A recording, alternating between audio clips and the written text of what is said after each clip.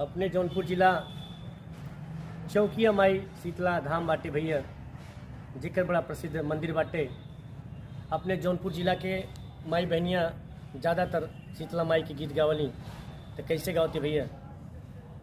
अरे सोने के महलिया मैया टूटी फूटी जई है हो कि हरदम रही है ना, तोहरे पचरा के गीतिया हो कि हरदम रही है ना।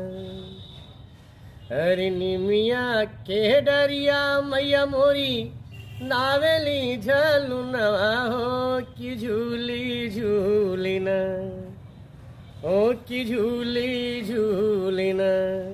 मैया मोर गावेली गीतिया हो कि झूली हो झूली ना।